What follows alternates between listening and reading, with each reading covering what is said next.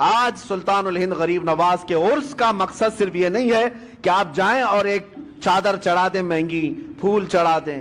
اس غریب نواز کو ہماری چادروں کی کوئی ضرورت ہی نہیں. اللہ نے جنتی چادر انہیں پہلے سے پہنایا ہوا، وہ جنتی جوڑے میں ملبوس ہیں. ہاں یہ اور بات ہے کہ ہم عظمت شان کے لیے چادر پیش کرتے ہیں، ان کی شان و شوکت اور ان کی رفعت کے لیے پیش کرتے ہیں، یہ اور بات ہے، میں اس کا منکر نہیں ہوں.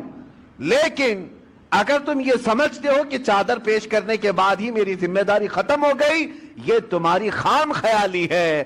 اصل مسئلہ ان کے دربار میں چادر پیش کرنے کا نہیں، اصل مسئلہ یہ ہے جاؤ تو اپنا دل ان کے قدموں میں رکھ کر کے آ جاؤ اور عرض کرو کہ اب میں زندگی اپنی مرضی سے نہیں، آپ کے اشاروں سے جینا چاہتا ہوں. آپ کو پتہ ہے آپ جب سفر سے آ رہے تھے مدینہ طیبہ سے اجمیر، بیچ میں ایک علاقہ آتا ہے سبزہ، یہ آج کے ایران میں ہے، اور وہاں پر آپ کا قیام ہوا ایک باغیچے کے پاس، اور وہ بہت خوبصورت باغیچہ تھا. اس کے اندر ایک حوض تھا. یہ باغیچہ اور حوض وہاں کے حاکم کا تھا، اس وقت کا جو حاکم تھا، بڑا ظالم آدمی، لوگوں کا مال اتنا لوٹتا تھا کہ لوگ پریشان تھے. ہفتہ وصولی والا سسٹم. اور پھر اس کا ایسا ظلم تھا کہ کوئی باغیچے میں اجنبی نہ آئے. اتفاق ایسا کہ سرکار غریب نواز وہیں پر قیام کیے، اور آپ کی نماز کا وقت آیا تو اس حوض سے آپ وضو کرنے چلے گئے. تو وہاں پر جو پہرے دار تھے انہوں نے کہا، منع کیا کہ یہ حاکم سبزوار کا ہے، آپ مت آئیے، اگر اس کی نظر پڑ گئی تو بہت سختیاں کرے گا. حضرت سرکار غریب نواز نے فرمایا، میں عبادت اللہ کی کر رہا ہوں اور اللہ میرے ساتھ ہے. بس آپ نے وضو فرمایا، ابھی وضو کر ہی رہے تھے کہ وہ حاکم باغیچے میں داخل ہو گیا. جیسی آیا اور چیختا چلاتا کہ ایک اجنبی میرے آرامگاہ میں کیسے آ گیا ہے اور کیسے یہ حوض میں پانی لے کر کے استعمال کر رہا ہے. سرکار غریب نواز نے اس کی طرف کوئی توجہ نہ فرمائی، کوئی توجہ نہیں. وہ دندناتا ہوا قریب آیا، آپ نے پورا وضو فرمایا. وضو کرنے کے بعد اپنے قطرے چھڑک دیے اور پھر اس کی طرف ایک جمالی نظر ڈالی، اور وہ حاکم سبزوار دیکھتا رہ گیا اس حسین صورت کو. جو کرنے آیا تھا وہ کچھ اور کام تھا، لیکن قدموں میں گر کر کے توبہ کرنے لگ گیا.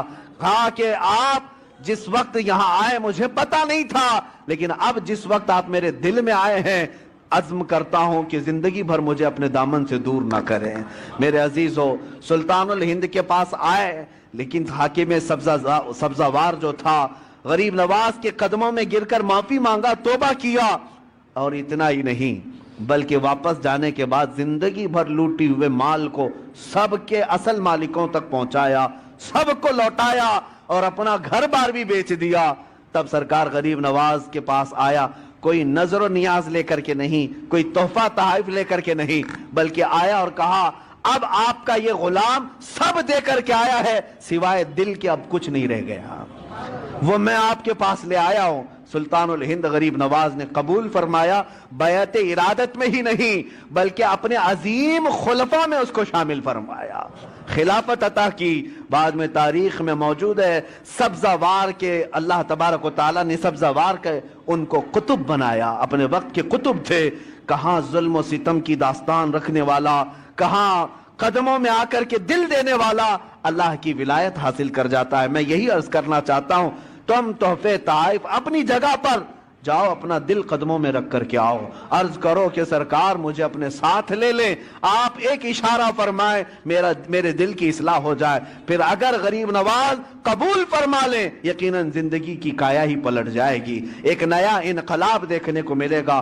اللہ کریم اس آستانے کو سدا سلامت رکھے. اجمیر معلیٰ کے فیوز و برکات اللہ تعالی ہماری نسلوں کو صبح قیامت تک عطا فرمائے.